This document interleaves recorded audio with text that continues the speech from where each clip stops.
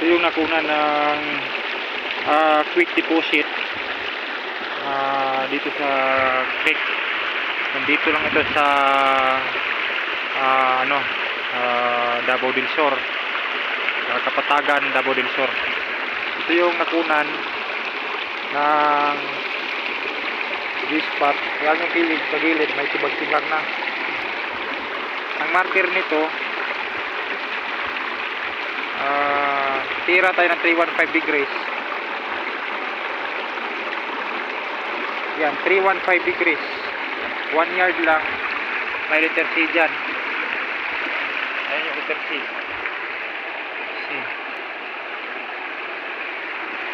Tapos ang coordinate marker dito, simple lang yung marker dito eh. Napaka simple lang. So south, due south tayo.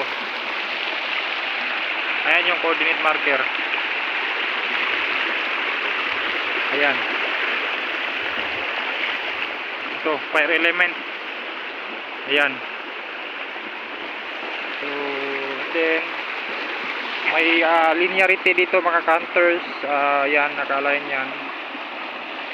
Paritso dyan sa G-spot. Ngayon pag punta namin dito, ito yung lang yung nakita namin, butas na, malalim na butas yan. Gilid may tibag-tibag na.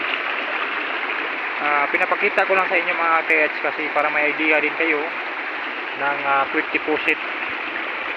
Baka may pareho kayo ng sign o marker sa area ninyo, magagamit ninyo ito.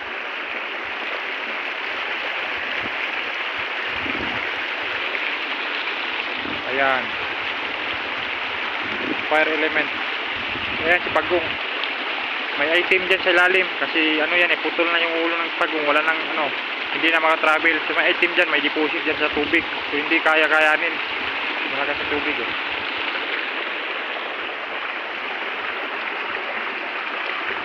Yan lang mga TH, sana may natutunan kayo sa vlog na ito.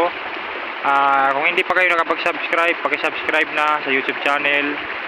Paki-click na rin sa notification bell and paki-comment kung taga saan po kayo para malaman ko po kung saan naabot ang video nito. Maraming salamat, Bansay.